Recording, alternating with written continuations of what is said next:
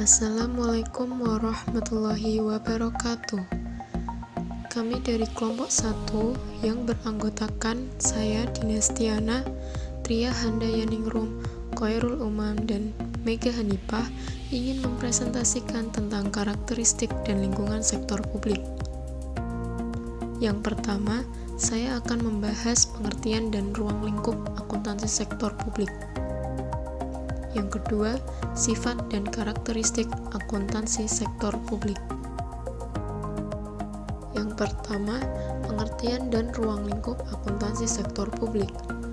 Akuntansi sektor publik adalah sistem akuntansi yang dipakai oleh lembaga-lembaga publik sebagai salah satu alat pertanggungjawaban kepada publik.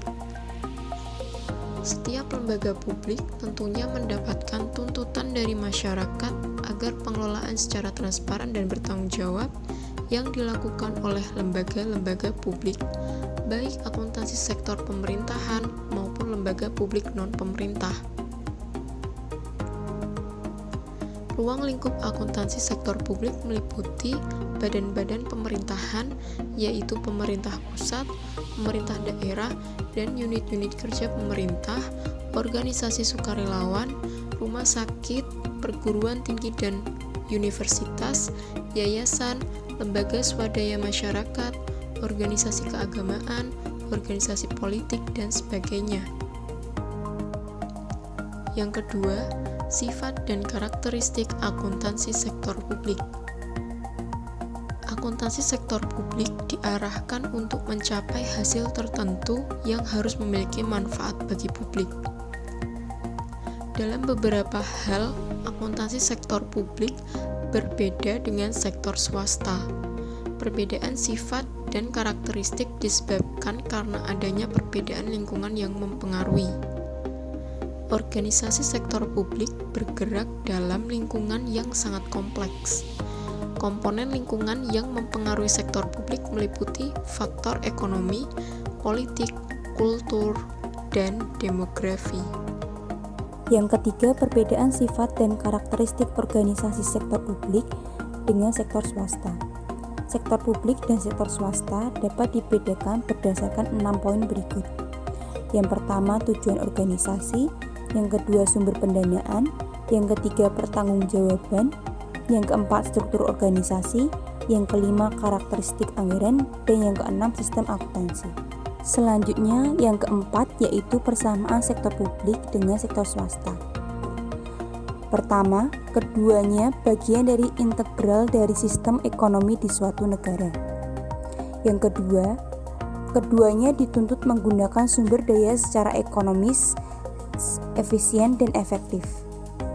Yang ketiga, keduanya membutuhkan informasi yang handal dan relevan. Dan yang keempat, keduanya terikat pada peraturan perundangan dan ketentuan hukum lainnya. Yang selanjutnya, poin kelima yaitu value for money. Sektor publik dituntut untuk memperhatikan value for money, yaitu konsep pengelolaan yang berdasarkan pada 3 elemen berikut. Pertama, ekonomi. Ekonomi merupakan input dengan value satuan moneter. Elemen ekonomi berfungsi menghindari pengeluaran yang boros dan tidak produktif. Yang kedua, efektivitas. Tingkat pencapaian hasil program dengan target yang ditetapkan secara sederhana merupakan perbandingan outcome dengan input. Yang ketiga, efisiensi. Efisiensi merupakan perbandingan output atau input yang dikaitkan dengan standar kinerja atau target yang telah ditetapkan.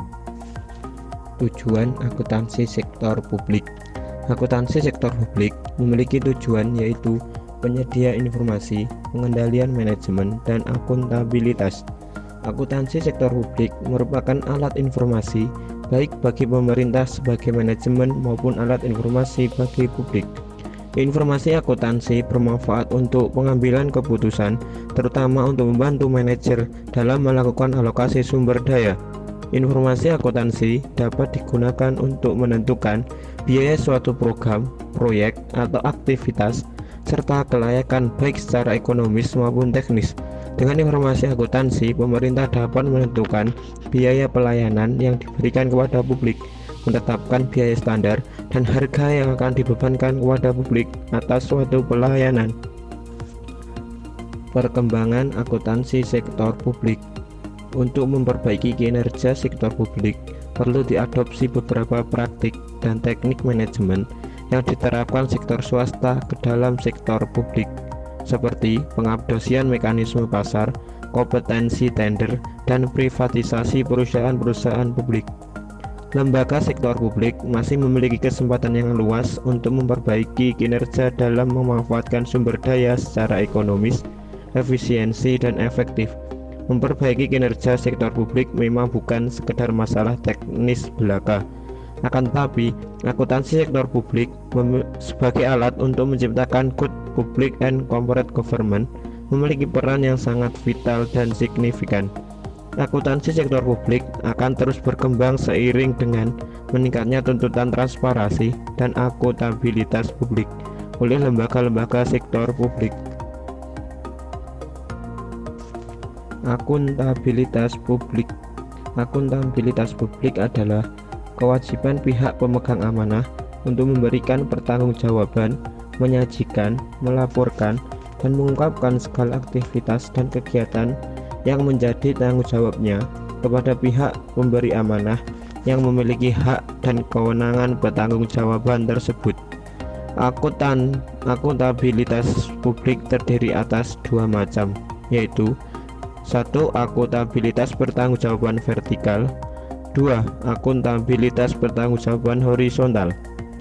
Akuntabilitas publik memiliki 4 dimensi akuntan yang harus dipenuhi oleh organisasi sektor publik. Di antaranya 1.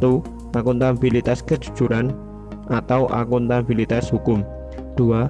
Akuntabilitas proses. 3. Akuntabilitas program. 4. Akuntabilitas kebijakan. Privatisasi merupakan salah satu upaya mereformasi perusahaan publik untuk meningkatkan efisiensi dan efektivitas perusahaan-perusahaan publik. Privatisasi berarti pelibatan modal awal swasta dalam struktur modal perusahaan publik sehingga kinerja finansial dapat dipengaruhi waktu secara langsung oleh investor melalui mekanisme pasar uang. Privatisasi perusahaan publik memiliki fungsi ganda, yaitu mengurangi beban belanja publik, meningkatkan pendapatan negara, dan mendorong perkembangan sektor swasta. Perusahaan publik juga tidak luput dari tudingan sebagai sarang korupsi, kolusi, nepotisme, inefisiensi, dan sumber pemborosan negara. Rendahnya kinerja perusahaan publik diperkuat dengan bukti ambruknya sektor bisnis pemerintah di banyak negara, sehingga menimbulkan pertanyaan publik mengenai kemampuan pemerintah dalam menjalankan perusahaan publik secara ekonomis dan efisien. Di Indonesia sendiri, masih banyak perusahaan milik negara BUMN dan BUMD yang dijalankan secara tidak efisien. Inefisien yang dialami oleh BUMN dan BUMD tersebut antara lain disebabkan adanya intervensi politik, sentralisasi, dan manajemen yang buruk. Sehingga BUMN dan BUMD dalam era globalisasi akan menghadapi beberapa tekanan dan tuntutan, yaitu pertama, regulation and political pressure. BUMN atau BUMD dituntut untuk memberikan bagian laba perusahaan kepada pemerintah. Tuntutan tersebut diperkuat misalnya dengan adanya perda yang mewajibkan BUMD untuk menyetorkan bagian laba perusahaan kepada pemerintah daerah untuk menambah pendapatan asli daerah. Kedua, social pressure. BUMN dan BUMD akan menghadapi tekanan yang semakin besar dari masyarakat atau konsumen untuk menghasilkan produk yang lebih murah dan berkualitas tinggi. Untuk itu, mekanisme penetapan harga dan subsidi sangat penting. Ketiga, rent-seeking behavior. BUMN dan BUMD akan berhadapan dengan orang-orang atau oknum yang mencoba melakukan rent-seeking, korupsi, kolusi, dan nepotisme. Keempat, economic and efficiency. BUMN dan BUMD di sisi lain dituntut untuk ekonomis dan efisien agar menjadi entitas bisnis yang profesional. Fokus yang harus diperhatikan manajemen BUMN dan BUMD economic, efficiency, effectiveness, equity, and performance. Otonomi daerah. Desentralisasi tidak hanya berarti pelimpahan wewenang dari pemerintah pusat ke pemerintah yang lebih rendah, tetapi juga pelimpahan beberapa wewenang pemerintah ke pihak swasta dalam bentuk privatisasi. Secara teoritis, desentralisasi ini diharapkan akan menghasilkan dua manfaat nyata, yaitu pertama, mendorong peningkatan partisipasi, prakara, dan kreativitas masyarakat dalam pembangunan, serta mendorong pemerataan hasil-hasil pembangunan di seluruh daerah dengan memanfaatkan sumber daya, potensi, dan bersedia di masing-masing daerah. Kedua, memperbaiki alokasi sumber daya produktif melalui pergeseran peran pengambilan keputusan publik ke tingkat pemerintah yang paling rendah yang memiliki informasi yang paling meningkat. Yang presentasi dari kelompok 1 mengenai karakteristik dan lingkungan sektor publik, kritik dan saran yang membangun tentu kami terima dengan senang hati. Wassalamualaikum warahmatullahi wabarakatuh.